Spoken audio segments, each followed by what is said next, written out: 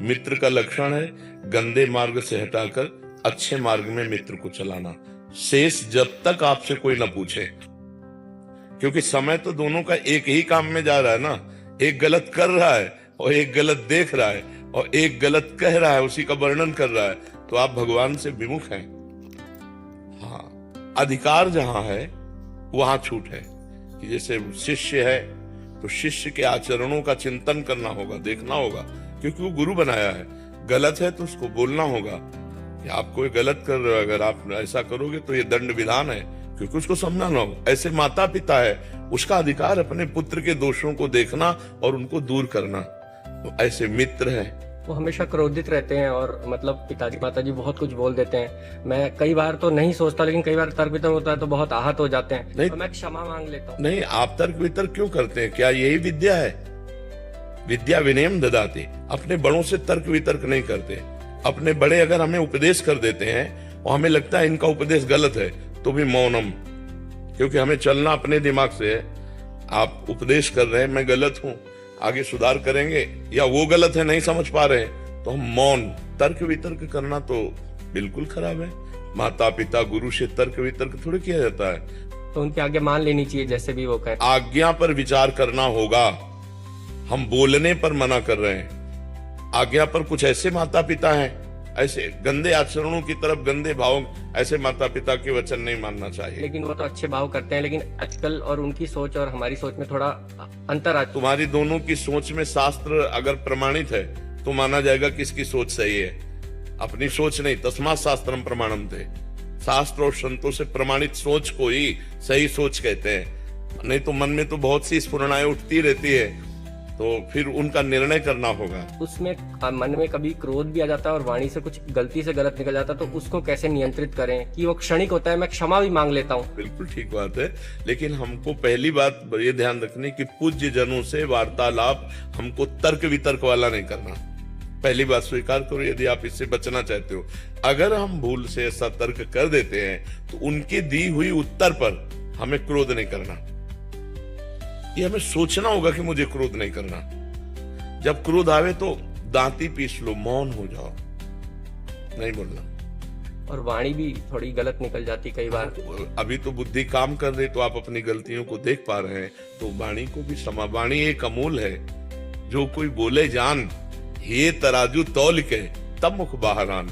अपने बात कहने के पहले सोचना है कि ये बात हितकर है, शास्त्र सम्मत है, दूसरों को सुख प्रदान करेगी, तो बोला, नहीं तो अंदर ही दबा के चुप हो गए।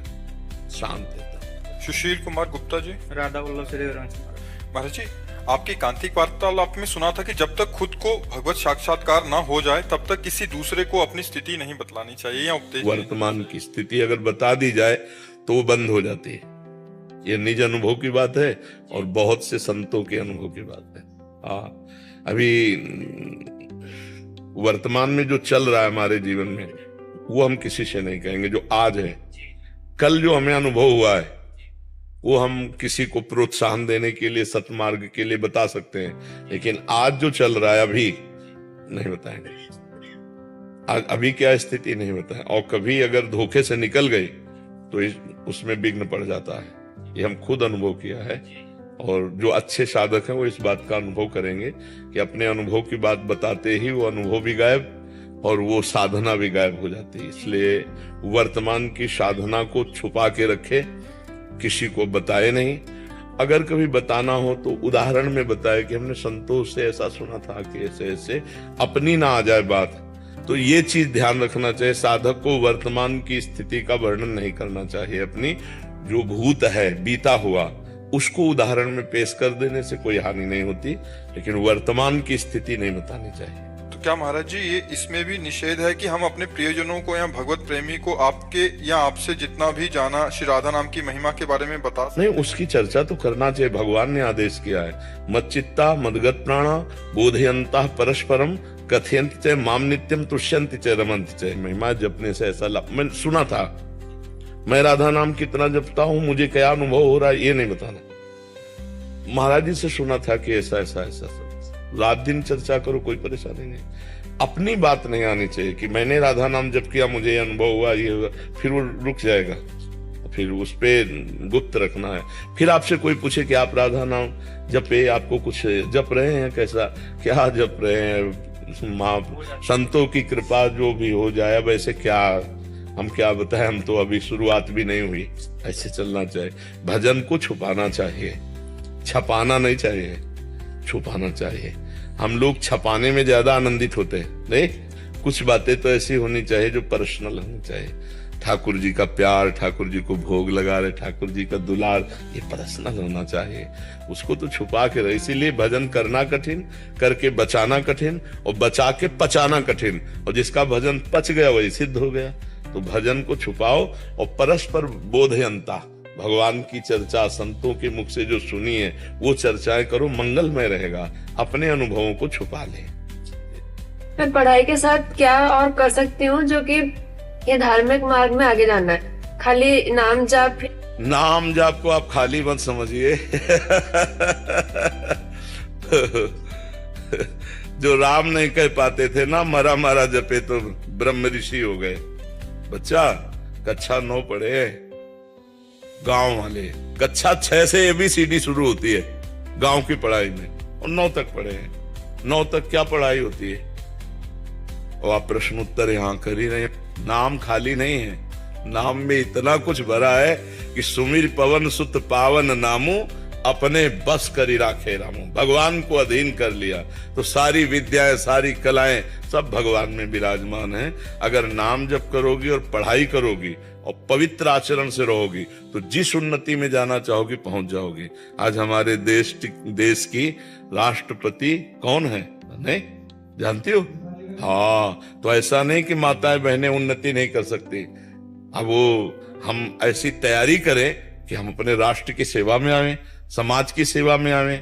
एक सांसारिक जीवन जी करके कीड़े मकोड़े की तरह मर जाना, यार मनुष्य जीवन की मानता क्या रही, चाहे स्त्री हो चाहे पुरुष हो। कौन नहीं जानता मीरा जी को? अगर भक्ति में उतरी तो पूरा विश्व जानता है और नमस्कार करता है उनके पावन चरणों में। तो ये नहीं है, किसी भी मार्ग में हम जाएंगे और पवित्र हैं, नाम जप करते हैं और उद्देश्य को बिल्कुल पहचानने वाले हैं, तो कहीं भी चले जाओ, कहीं भी। आज हमारे देश की रक्षा में भी बहनें खड़ी हैं, नहीं खड़ी, संगीन लिए हुए खड़ी, जहां 1 सेकंड में खोपड़ी उड़ा दी जाएगी और 1 सेकंड में खोपड़ी उड़ानी पड़ेगी। ऐसी स्थिति में तो क्या कमी है? हमारा दिमाग कितना प्रवीण हो, सब बात बन जाएगी। उसको दिमाग को प्रवीण करने के लिए भगवत चिंतन, जिनका प्रवीण है और भजन नहीं कर रहे, तो पूर्व में उन्होंने तप किया है, दान किया है, पुण्य किया है, उसके बल से अभी हैं, लेकिन आगे फिर 0 है। ये पुरानी खेती है। और जो आज नाम जप कर रहे हैं, धर्म से चल रहे हैं, कष्ट पा रहे हैं, इनकी ये खेती बहुत जोर की पीछे वाली गड़बड़ थी जो अभी उनको परेशान कर रही, लेकिन आगे चलकर उनका बहुत सुंदर जीवन होगा। इसलिए नाम जप को न समझे कि क्या हो जाएगा और कोई धार्मिक प्रवृत्ति, नाम जप मात्र से सब कुछ हो जाएगा। खूब पढ़ाई को भी भगवान की पूजा समझो, पवित्र जिंदगी जीना सीखो। ये जो आजकल चला है गर्लफ्रेंड बॉयफ्रेंड, इसमें ना फंसे। अगर यहाँ कोई भी बच्चा सुन हमारी बात माने तो इसमें ना फंसे। जब तक हमारा लक्ष्य ना बन जाए, लक्ष्य की प्राप्ति ना हो, तब तक विषय सेवन न करे और फिर किसी माता पिता परिवार की सलाह से उचित वर का वर्ण करके गृहस्थ धर्म में चला जाए, जैसे हमारी भारत की पद्धति है। ये दलित दुराएं अपवित्रता ना जीवन में आवे, नहीं बहुत खतरा है बच्चा इसमें। मतलब एक बार गलती करके आप किसी बॉयफ्रेंड से संग कर लिए, अब वो आपको अगर दुष्ट स्वभाव वाला है तो ब्लैकमेल करेगा। अपवित्र आचरण करके सुखी कैसे कोई हो सकता है? और नए नए बच्चों में बहुत, आज के जो वातावरण में ये बहुत गंदगी फैल रही। इसलिए जो भाई बहन हमारे पास आए, हमारी प्रार्थना है कि आप जब तक माता पिता की सहमति न हो तब तक किसी पुरुष का संग न करें, क्योंकि माता पिता जैसा दोस्त कोई नहीं होता, वो सही निर्णय बताएंगे। हमारा यदि कोई दोस्त बन रहा है तो अपने माता पिता से मिलाएं और उनकी अनुमति लेकर जब पाणी ग्रहण हो जाए तभी संग करें, नहीं संग ना करें। दोस्ती कर लो, कोई परेशानी नहीं।